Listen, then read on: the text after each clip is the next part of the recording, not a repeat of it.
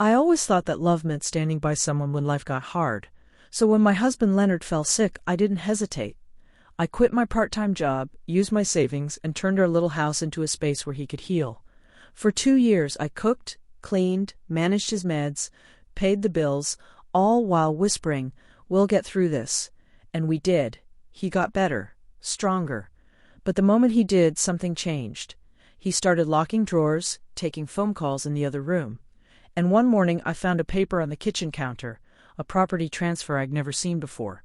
His name alone, not ours. That's when I realized I hadn't just been his wife. I'd been his caretaker, his accountant, his nurse. And somehow, the one thing I wasn't anymore was his partner. That's when I decided to stop helping and start defending. I remember the day Leonard and I bought our house like it was yesterday. It wasn't fancy, not the kind of place that made people stop and stare, but to me, it felt like peace wrapped in brick. A small, one-story home at the edge of Florence, South Carolina, with a little front porch and a yard big enough for a garden. I can already picture us there, him sitting under the shade with a glass of sweet tea, and me fussing over the flowers I swore would never grow in that stubborn red clay. But they did, everything did. Back then, life was slow in all the right ways. I'd get up early, make us a simple breakfast, grits, eggs, toast, and Leonard would head out to the construction site while I packed his lunch in a paper bag. He was proud of his work, hands like worn leather, skin the color of old honey, and a laugh that carried through the whole house when he came home. I loved the rhythm of our days. After decades together, you start to move in sync with someone without even noticing it. He'd hum when he fixed things. I'd hum when I cooked. Between our two melodies, a home grew around us. We never had children, but our home became our heartbeat. On weekends, I'd work in the garden, coaxing tomatoes and marigolds to life while Leonard mowed the lawn in his slow, steady way. Sunday afternoons, our neighbors would come by with peach cobbler or banana pudding, and we'd sit on the porch until the sun dipped behind the trees.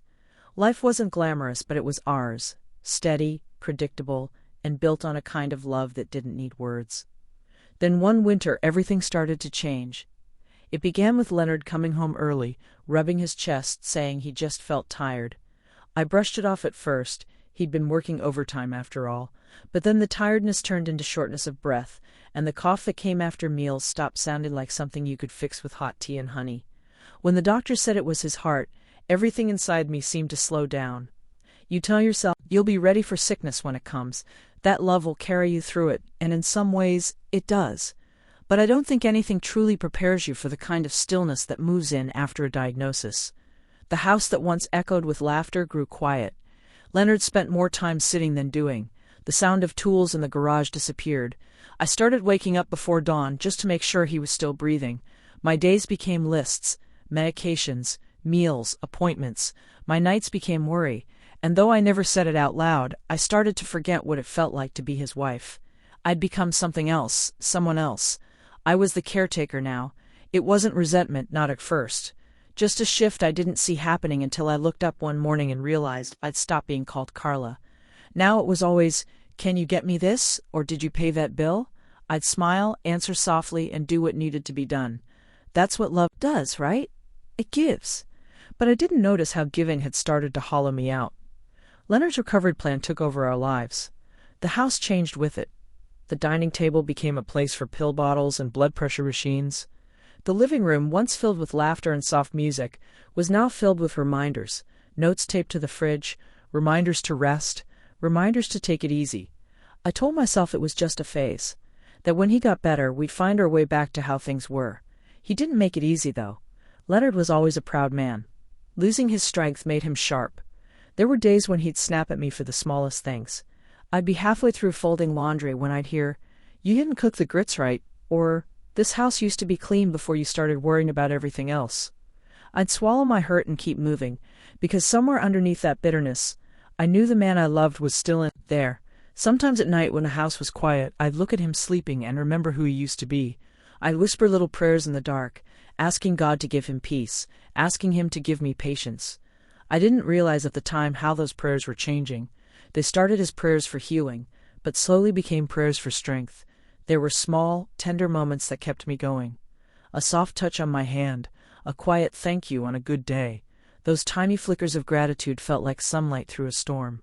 I held onto them tightly, convincing myself they meant something, that the man who once danced with me barefoot in the kitchen still remembered how. But over time something subtle began to shift. The balance that once held us together began to lean, slowly in one direction. My love became effort, his became expectation. When I ran errands, he'd call to ask why I was gone so long. When I paid bills, he'd tell me I worried out too much about money. He began to treat my care like a duty instead of a gift. It hurt in the quiet way things do when you're too tired to fight back. I tried to talk to him about it once. I remember sitting across from him at the kitchen table, that same table where we'd planned every holiday, every repair, every dream. I told him I felt unseen, that I missed us. He just looked down, picked at his plate, and said, "You think too much, Carla. Everything's fine." But it wasn't fine. I started noticing the way people looked at us when we went to church. The way they'd ask, "How's Leonard doing?" and never once ask how I was doing. Caregivers disappear in plain sight. You become background noise in your own story.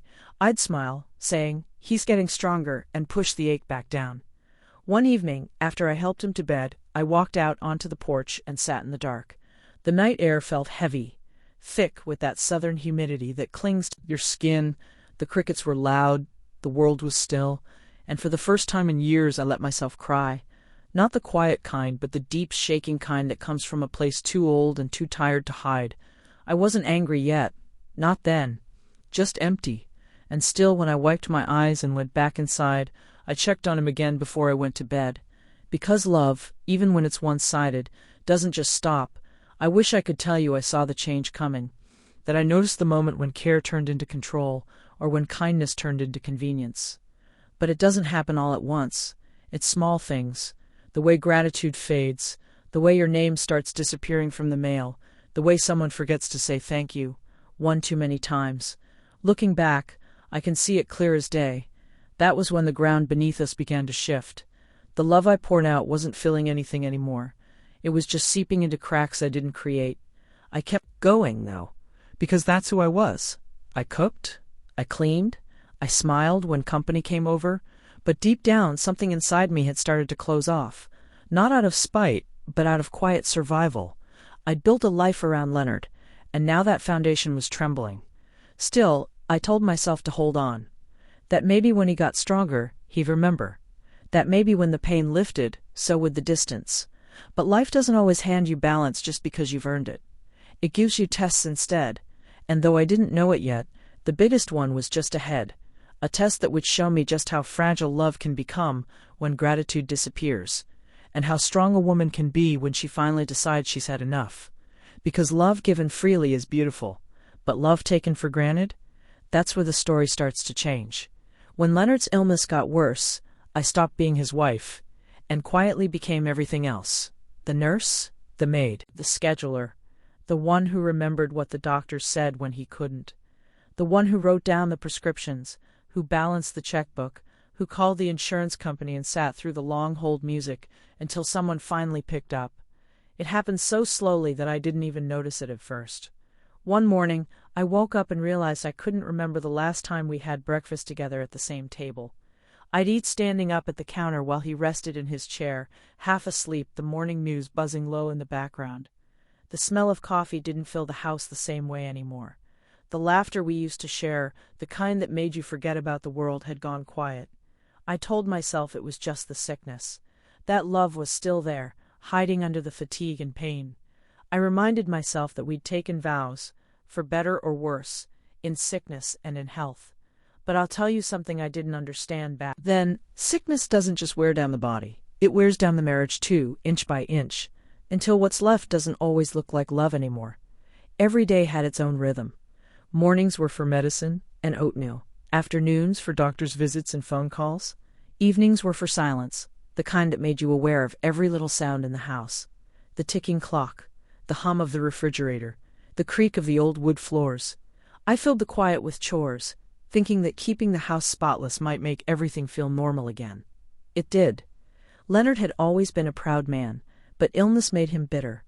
The strong, gentle husband I knew was buried under frustration. He'd snap at me for the smallest things, if his coffee wasn't hot enough, if I forgot to fold his shirt just the way he liked. He wasn't cruel, not really, just tired of being the one who needed help. I understood that. I did. But understanding doesn't always soften the blow when someone you love starts treating you like a stranger. I tried to make excuses for him. It's the pain, I'd whisper to myself. It's the medication talking. Every time he lashed out, I told myself it wasn't him. But after a while, those little cuts start to add up. One day I looked in the mirror and realized I'd stopped wearing the lipstick he used to compliment me on. I couldn't remember the last time I painted my nails or read a book just because I wanted to. It was like I'd slowly erased myself from my own life. The thing is, I didn't resent caring for him. Not at all. I loved Leonard. I'd built my whole life with him. But I started to wonder, when did love start to mean losing yourself completely? There was one afternoon I'll never forget. I had spent the entire morning driving him to an appointment in Columbia. The traffic was terrible, the waiting room was packed, and by the time we got home, I was both tired. I made him lunch, set his tray on the side table, and went into the laundry room to switch the clothes. I wasn't even gone 2 minutes when I heard him calling my name, angry, impatient. I rushed back, worried something was wrong, only to find him sitting there with his arms crossed. "You forgot the mustard," he said flatly.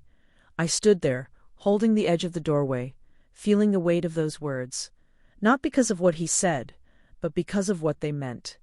That after everything, the driving, the meals, the sleepless nights, what he noticed was what I didn't do.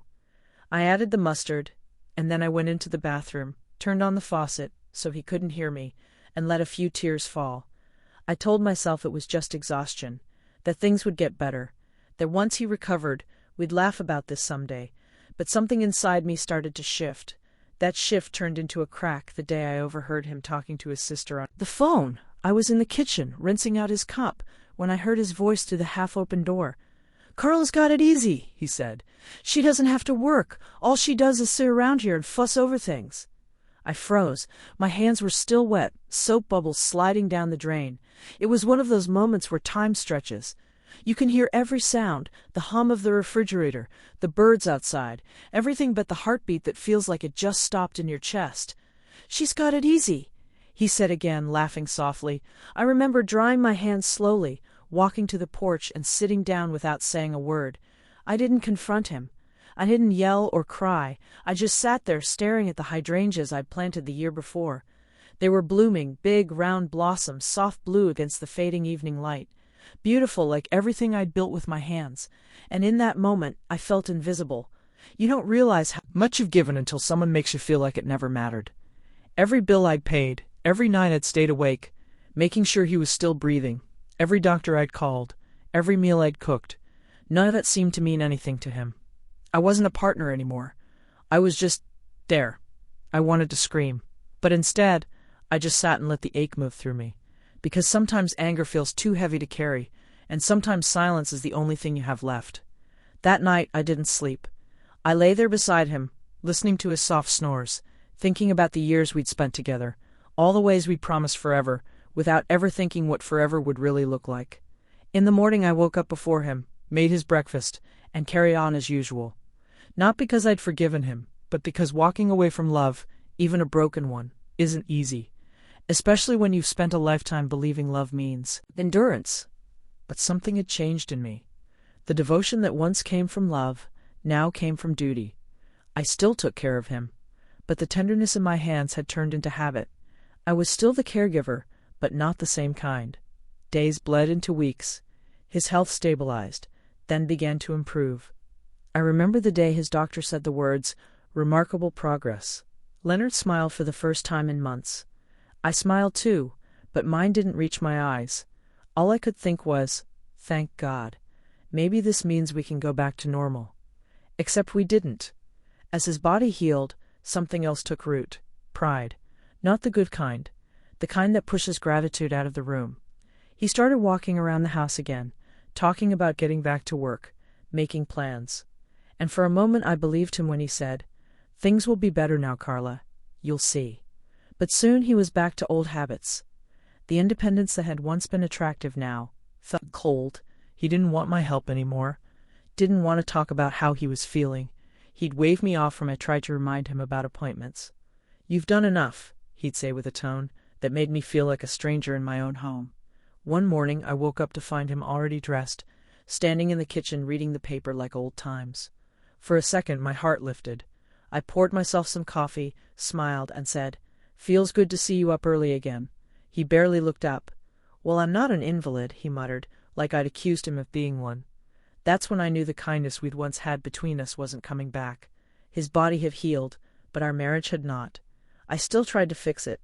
I cooked his favorite meals, planned small outings, trying to start conversations that ended before they began. But the more he recovered, the less room he left for me. The man who once couldn't get through the day without my help now acted like I'd been in the way all along. Sometimes after he went to bed, I'd sit in the living room with the lights low and just listen to the quiet hum of the house. The home I'd once filled with warmth now felt like a waiting room, somewhere between what was and what wasn't anymore. I told myself maybe I was imagining it, maybe I was just tired. But deep down I knew something had broken that couldn't be glued back together. And then one afternoon the doctor called with the results we'd been waiting for. Leonard's condition had reversed. He was officially in recovery. I thought I'd be overjoyed. But instead, I felt something different, something quieter. Because as I hung up the phone, I realized this next chapter, the one where he no longer needed me, would test me in a way I'd never expected. For years I'd built my identity around caring for him. But what happens when the person you sacrificed everything for stops seeing your worth? That's what I was about to find out. When Leonard started getting better, I thought life would finally start to feel normal again. The hospital visits slowed down, the medicine bottles began to disappear from the counter, and for the first time in months he was up before me in the mornings, humming to himself, making coffee, moving around with a little more of that old strength I'd missed so much. I remember watching him one morning from the kitchen doorway, sunlight falling across his face, and I whispered a quiet, "Thank you," under my breath. I thought that meant things would turn around for us. That maybe, now that he was strong again, we could go back to being us. Two people who used to laugh over burnt pancakes, who used to fall asleep holding hands on the couch while some old western played too loud on the TV. But that's not what happened. It started small, the way most things do. He began talking about getting our life back in order, about taking charge of things again. At first I was glad. I thought it meant he was ready to share the load. But what I didn't realize then was that taking charge didn't mean together. It meant alone. One morning I went to pay the water bill, something I'd done for years without thinking. But when I logged in, the password didn't work. I tried again. Same thing. I asked Leonard if he'd changed it, and he smiled. That same polite smile people give when they don't want to be questioned, and said, "Yeah, I just updated everything while I was sorting things out." I didn't think much of it at first, but then the next week my debit card was declined at the grocery store. I laughed it off, called the bank, and that's when they told me my name wasn't listed on the joint account anymore. Just his. When I asked Leonard about it, he didn't even look surprised. He just said, "I moved things around to make it simpler, Carla. You don't need to stress about bills and money anymore. You've done enough. You've done enough." I can still hear those words. The way he said them, gentle but final, like I was being quietly retired from my own life. I wanted to believe he meant well, that maybe he just wanted to take care of me the way I'd taken care of him. But there was something in his tone, something different. The way he said it didn't sound like love. It sounded like possession. Over the next few weeks, little things began to change. The mail started coming with only his name on it. My name was gone from the electric bill, the mortgage statement, even the car insurance. He said it was just paperwork, but I could feel the walls around me shifting, like my whole life was being rearranged, piece by piece, while I was standing in the same spot. The house felt colder, though the thermostat never moved. Dinner time, once our small ritual, became silent. He'd eat quickly, eyes on his phone, scrolling through something I couldn't see. I'd ask him how his day was, and he'd answer without looking up. Fine. It's strange how distance doesn't always come with arguments. Sometimes it just comes with silence, heavy, unspoken, and suffocating. I still tried to hold on to kindness. I cooked his favorite meals, ironed his shirts, even bought new curtains for the kitchen. I kept hoping he'd look up one day and see me again, really see me. But all I got was that same tired nod, that same cold smile. And then came the day I found the drawer. I was cleaning the guest room, something I hadn't done since before his illness, when I noticed his old leather folder sitting half open in the desk. Inside were envelopes, some unopened, some torn, all addressed to him. I shouldn't have looked, but something in me just needed to know. I needed to understand what was happening right under my nose. Inside one of the envelopes was a letter from the bank, congratulating him on a successful refinancing. I froze. My name wasn't anywhere on it. For a few seconds I couldn't breathe. I just sat there, staring at that paper, reading and rereading every line like maybe I was missing something. Maybe there was a mistake. But the more I read, the clearer it became. Leonard had refinanced our mortgage alone. Without me. I remember walking out to the porch and sitting down with that letter in my hands. The sun was going down, painting the yard gold, but it didn't feel warm. It felt hollow. I stared at the garden we'd built together, the same one I'd tended while he was sick, and all I could think was how easily someone can erase you from something you helped create. When he came home that evening, I didn't confront him right away. I just watched him, the easy way he moved through the house, humming, flipping through the mail like nothing in the world was wrong. I waited until he sat down. "Leonard," I said quietly, "I found the refinancing papers." He didn't flinch, didn't look guilty. He just sighed, set his glass down, and said, "I didn't think you'd understand all that paperwork." That sentence hit me harder than any shout ever could. I didn't think he'd understand. I asked him why he didn't tell me. He shrugged. "You were so tired. I didn't want to bother you with it. You've always said you trust me." That's when it hit me. He wasn't apologizing because he didn't think he'd done anything wrong. I stood there staring at the man I'd spent 40 years loving, caring for, sacrificing for, and realized I didn't recognize him anymore. His voice was calm, his face steady, but his eyes, they were different, cold, certain. "I took care of everything," he said. "You don't need to worry about any of that anymore." I don't know how long I stood there after that, but I remember the sound of the clock ticking, loud and steady. It was the only sound in the room. That moment, that stillness, was the exact second I felt something inside me close. I went upstairs and sat on the edge of the bed, the same bed where I'd once held his hand through pain, where I'd prayed for his healing, where I'd whispered love over him when he was too weak to speak. I sat there staring at the same man I'd nursed back to life, realizing that the person who'd once needed me now saw me as unnecessary. The next few days passed in a blur. He carried on like nothing had changed, but everything had. I stopped asking questions. I stopped waiting for explanations. Instead, I watched. Quietly, carefully. I noticed how he kept all his papers in that same folder, how he used a new password on his computer, how he took his phone with him everywhere he went, even to the bathroom. One evening, I tried to bring it up again. I told him I felt pushed out, that I didn't understand why he was hiding things. He didn't even look up from the TV. "You're being dramatic, Carla. Everything's fine." I remember standing there in the doorway, looking at the back of his head, thinking how easy it is for someone to make you feel crazy for noticing what's real. The nights grew longer, the silence thicker.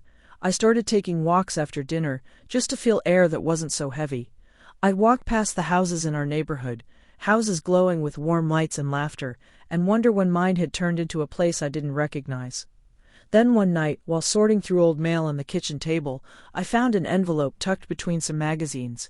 It was addressed to Mr. Leonard Johnson, not Mr. and Mrs. like it used to be. I almost threw it away, thinking it was another bill, but something about it caught my eye. It was from the county clerk's office. I opened it slowly, hands trembling.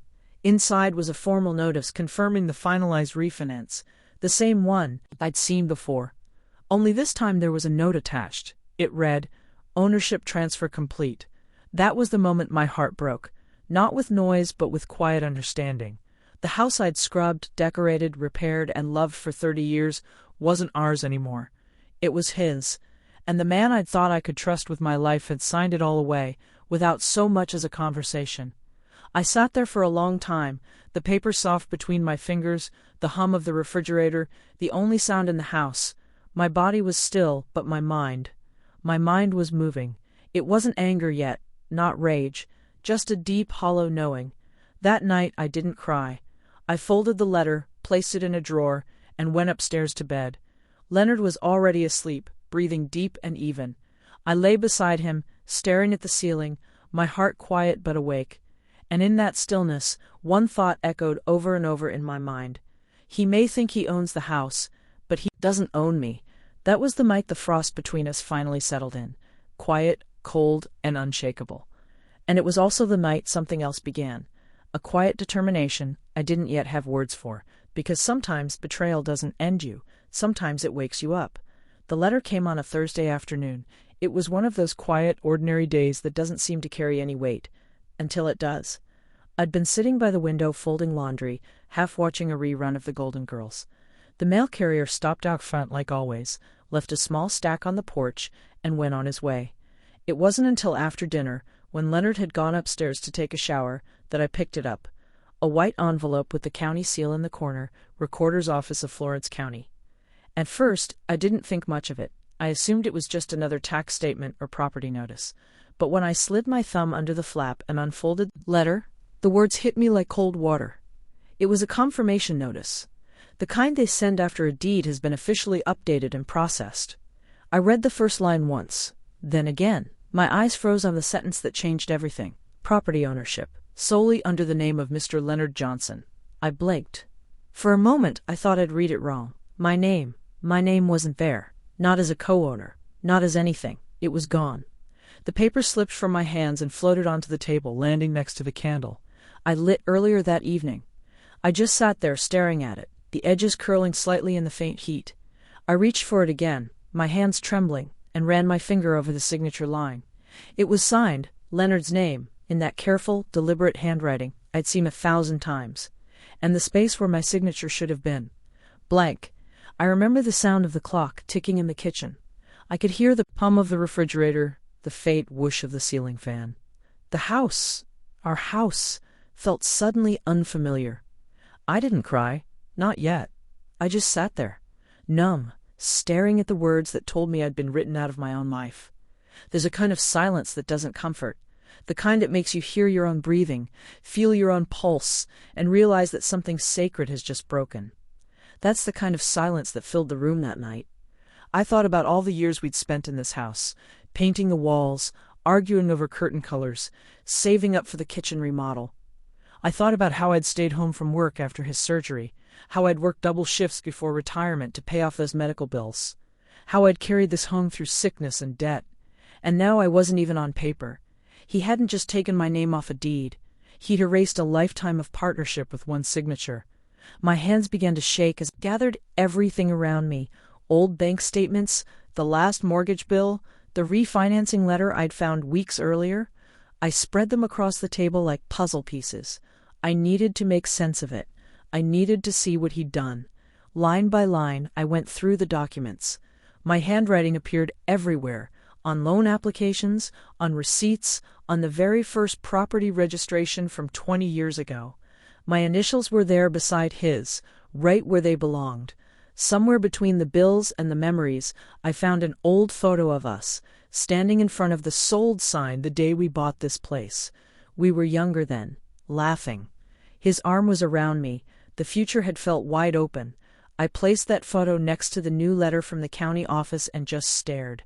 The difference between the two was like life and death. That night I didn't sleep. I sat at the kitchen table with a pot of coffee and a notepad, making a list. Expense I'd covered. Every home improvement project I'd managed. Every doctor's bill I'd paid when he couldn't work. I wasn't angry. Not yet. It was something colder, sharper, clarity. I wrote for hours.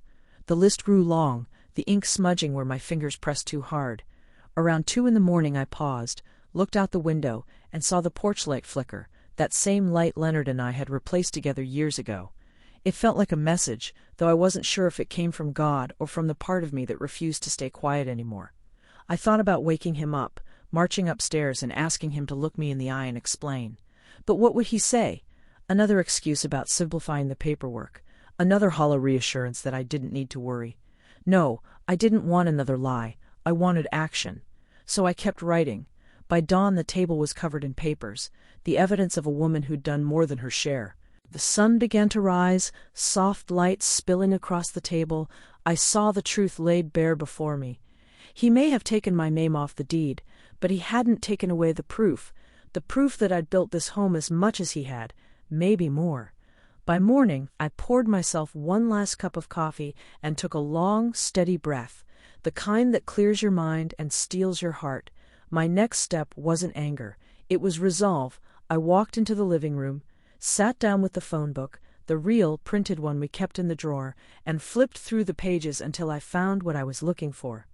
Tillman and Associates, Elder Rights and Property Counsel. I remembered that name from a church newsletter years ago. Mrs. Tillman, a quiet, smart woman with a reputation for doing right by people who'd been wronged quietly. I dialed the number. My voice was steady when I spoke. "Good morning. My name is Carla Johnson.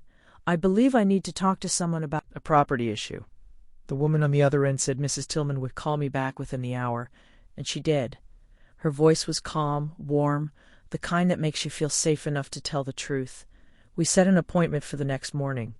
That day I went about my usual routine, made breakfast, folded towels, smiled when Leonard walked in from the garage. He didn't suspect a thing. He kissed my cheek like always and said, "You're quiet today." "I'm just thinking," I said. And I was. Thinking about the years I'd spent giving everything, and how giving doesn't mean surrendering. That night, I went to bed early, pretending to be tired, but my eyes stayed open long after he fell asleep. The faint glow from the nightstand light stretched across his face. I studied him, this man who'd once been my partner, my love, my home. I thought about all the times I'd nursed him through sickness, handled his bills, carried the weight of our life without complaint. And now he'd taken the one thing that had my name written on it, as if I'd never existed in our story. I didn't feel pity. Not anymore. I felt strength, the kind that comes when you stop begging to be seen and decide to stand up on your own. By morning, I packed a small folder, the letter, my list, a few old receipts, and slipped it into my purse. Leonard was still asleep when I left. I didn't even write a note. The sun was rising as I pulled into the small office complex off Main Street. Mrs. Tillman's office was tucked between a notary service and a tax consultant, the kind of place you'd miss if you weren't looking closely. When I walked in, she greeted me with a soft smile and a firm handshake. "You must be Carla," she said. "Come on in. Let's get you settled." Her office was lined with books and certificates, but what caught my eye was a framed quote on the wall behind her desk. It said, "Justice moves slow, but it always moves." I sat down, exhaled deeply, and opened my folder. "I think my husband took my name off our home," I said, my voice steady. Mrs. Tillman didn't flinch. She just nodded, pulled out a legal pad, and said, "Then let's start from the beginning." As I told her everything, piece by piece, she listened, not with shock or pity, but with quiet understanding. By the time I finished, she said something that would stay with me for the rest of my life. "Carla," she said, "you may not have the papers on your side right now, but you have the truth, and the truth, when written down properly, has power." That's when I realized the title of this chapter of my life. The paper that took my name away was written in lies, but the next one? It would be written in truth. The morning I walked into Mrs. Tillman's office, the sky was gray, the kind of gray that doesn't threaten rain, but promises reflection. I'd held on to the idea of going for weeks, maybe even months. Every time I opened that drawer where the refinancing letter sat folded, my stomach would twist. But that day, something inside me finally steadied. I wasn't going there for revenge. I wasn't even going there for anger. I was going there for truth. Mrs. Tillman was a retired attorney who now helped folks in town with wills, real estate questions, and what she called everyday fairness. She'd been one of the first people Leonard and I met when we moved to Florence. Back then, she used to stop by for sweet tea and gossip about church functions. Now when she opened the door and saw me standing there, I could see the surprise in her eyes, and the quiet concern that followed. "Carla," she said, stepping aside. "Well, don't just stand there in the cold, honey. Come in." Her office smelled faintly of lavender and paper, like old books and calm decisions. I sat down across from her, holding my worn manila folder against my chest. My hand trembled just slightly. She noticed. "What's this about?" she asked gently. I took a deep breath. "It's about Leonard," I said. She nodded slowly, folding her hands. "Go on." I told her everything, the illness, the recovery, the way things changed, slowly, quietly, until one day I was just a name missing from the mail. I showed her the letter from the county clerk, the refinancing papers with his signature and mine nowhere to be found. Her expression didn't change much, but her eyes sharpened, focused. When she spoke, her voice carried that calm weight of someone who's seen a lot of wrongs before and knows exactly what they look like. "Carla," she said softly, "did you ever give written consent for him to take your name off the house?" I shook my head. "No, I didn't even know he'd done it until months later." She sat back in her chair, exhaled through her nose, and said, "Then he couldn't have legally done it, not without forgery or false documentation. That's not just unfair, it's unlawful." The words hit me harder than I expected. Unlawful. It wasn't just my heart telling me I'd been wronged. It was the law. I looked down at the papers in my lap and felt something shift deep inside. It wasn't relief yet, but it was close. Mrs. Tillman stood and walked over to a filing cabinet, pulling out a thick folder. "We'll need everything you've got. Proof of payment, mortgage history, receipts, even bank statements if you have them. Anything that shows you contributed."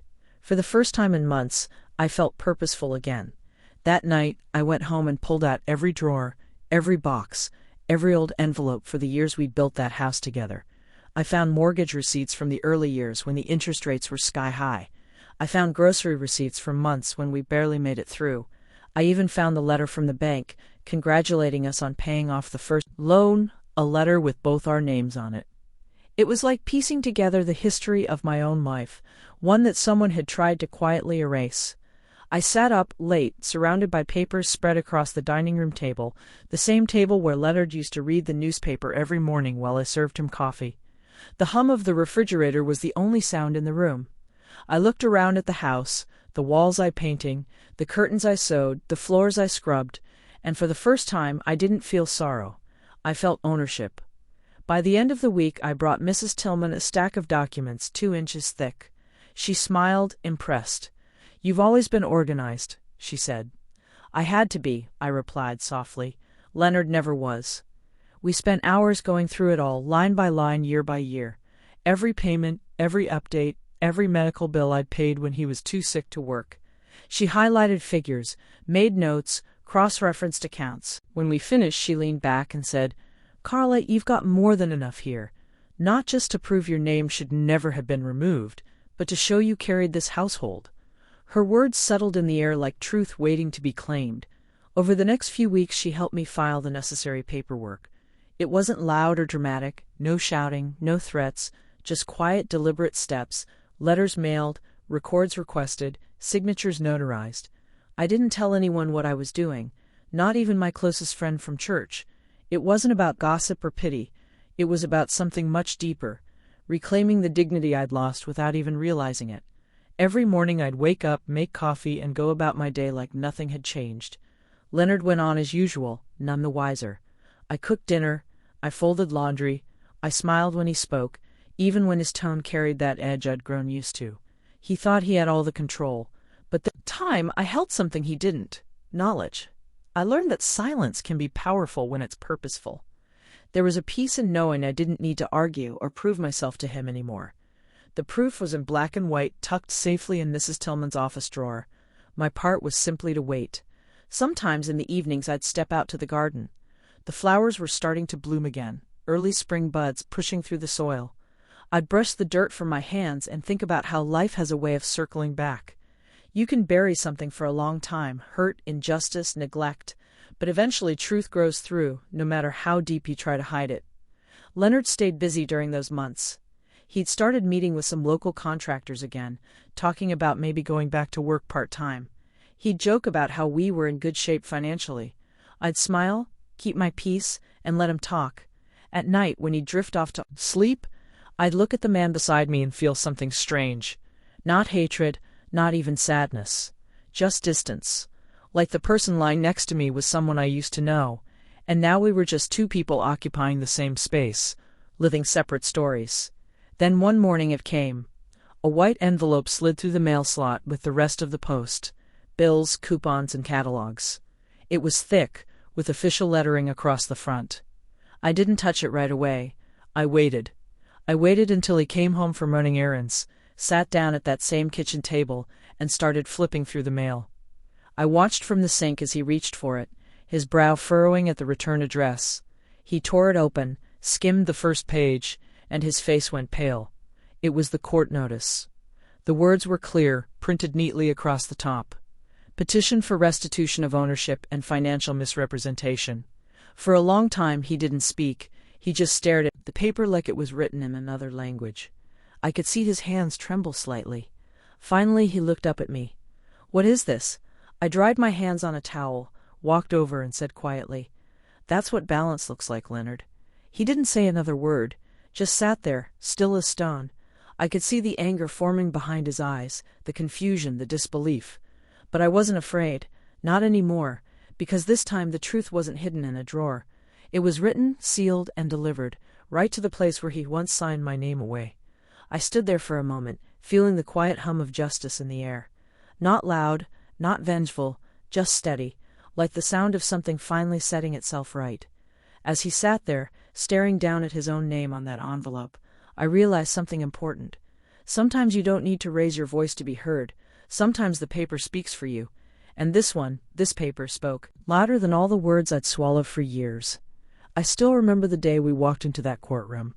It wasn't grand or glamorous like in movies. Just a plain room with rows of wooden benches, pale walls, and that faint smell of paper and old carpet. But to me it felt like walking into a battlefield I never wanted to fight on. Only this time I wasn't fighting out of anger. I was there for something quieter, something steadier. Justice. I wore my best navy dress, the same one I used to wear for Sunday service. Not because I wanted to impress anyone, but because it made me feel like myself, strong, put together, calm. Mrs. Tillman was beside me, papers neatly stacked, her glasses balanced on the bridge of her nose. She gave me a small nod before we sat down, that kind of nod that says, "You've already done the hard part." Leonard sat on the other side of the room. He didn't look at me, not once. His suit looked a little too big, his hair grayer than before. For a moment I almost felt something like sadness, not for him, but for what we used to be. When the judge entered, the room fell into a hush. My heart beat steady. Not fast, not anxious, just steady, like I'd already made peace with whatever would come next. The hearing didn't last long, though every minute felt stretched thin with meaning. Mrs. Tillman presented everything: the payment records, the mortgage statements, the receipts from home improvements, the hospital bills I'd covered during his illness. She spoke slowly, clearly, with that calm authority that comes from knowing you're standing on truth.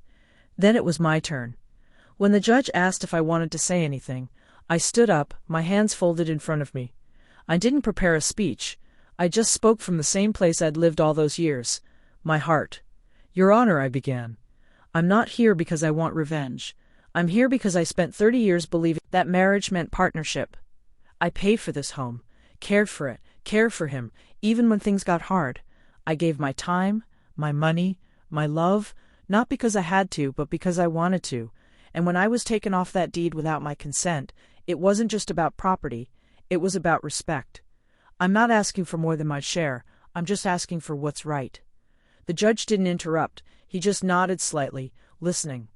I could feel the weight of the room, quiet, watchful, heavy with truth. When Leonard's lawyer stood up, his words were smooth but shallow. He talked about technicalities, about oversight, about how Leonard didn't mean harm, but every document on that table spoke differently. Facts don't bend to charm, they'd hold their ground. When it was over, the judge shuffled his papers, looked down, then back up. His voice was firm but fair. "Mrs. Johnson," he said, "the evidence shows clear and continued financial contribution from your end. The deed alteration without your consent was not only unethical, it was unlawful. The court restores joint ownership of the property effective immediately, with financial restitution for your share of damages." That was it. No gavel slam, no outburst, just words. Simple, final, and right. For a moment I didn't move. I just sat there, feeling everything and nothing all at once. Relief, gratitude, exhaustion, all tangled together. It wasn't joy exactly. It was something quieter, deeper, like my soul exhaled for the first time in years. When I finally stood, Mrs. Tillman gave me a small smile. "You did good, Carla," she said softly. Leonard walked past me as we left. Our eyes didn't meet. He looked straight ahead, stiff and cold. But I didn't need his look, his apology, or his acknowledgement. That chapter was done. A few weeks later, I packed up my things. Not in anger, but in peace. The house was half mine again, but it no longer felt like home. I realized I didn't want the walls where I'd been unseen. I wanted a place that felt like me again. So I found a small apartment by the ocean.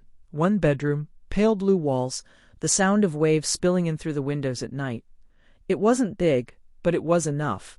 Enough for peace, enough for quiet, enough for starting over. The first morning I woke up there, sunlight was pouring through the curtains. I made myself coffee, sat by the window, and just listened to the seagulls outside, the soft crash of the tide, the sound of my own steady breathing. It felt like freedom. I started volunteering at a hospice center nearby. They were always looking for people to help with meals, paperwork, or just sitting with patients who didn't have anyone else. Funny thing is, I'd spent years taking care of someone who stopped appreciating it. But now, helping strangers, people who said thank you, with soft eyes and frail hands, it felt different. It felt right. I'd spend my mornings there, helping where I could, and in the evenings I'd take long walks by the shore. Sometimes I'd collect shells, little reminders that even something broken can still be beautiful. Every once in a while I'd think of Leonard, not with bitterness, but with a quiet kind of acceptance. People reveal who they are when they think no one's watching. And sometimes love blinds us to what's already in plain sight. One afternoon, sitting by that same window, I found myself reflecting on everything. The years, the sacrifices, the silence, the fight, and I realized something I wish I'd known sooner. I gave him everything I had, I whispered to myself. My time, my strength, my trust. But when someone mistakes your kindness for weakness, the best revenge isn't hate, it's justice. The words felt like a prayer, not for him. Every caregiver who gave everything and was left with nothing. Justice doesn't always roar. Sometimes it whispers. It moves through paperwork, signatures, patience, and when it finally arrives, it doesn't come with applause. Just peace. Now most days I don't think about the court or the house or the man who once shared it with me. I think about the ocean, how it never rushes, never forces, never apologizes for its strength. It just moves constantly, steadily, carving its truth into everything it touches. That's what I became, quiet strength, reshaped by time and truth. Sometimes after volunteering I sit by the window as the sun starts to fade. The light spills across my hands, warm and soft. I close my eyes and smile. I think of how far I've come, how much I've reclaimed. Not in money or property, but in peace. Because love given freely is beautiful. It really is. But love reclaimed legally, that's power. And that power isn't about revenge. It's about remembering your worth. It's about standing tall, quietly, firmly, and saying, I'm still here. I always was.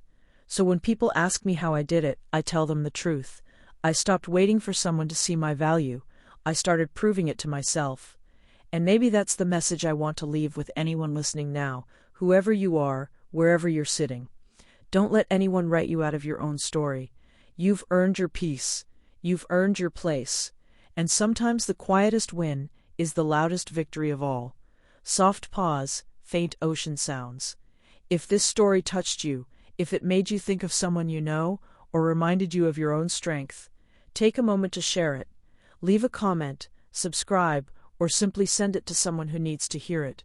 Because stories like this aren't just mine. They belong to anyone who's ever had to stand up for what's right, quietly but completely. And maybe, just maybe, that's where justice begins.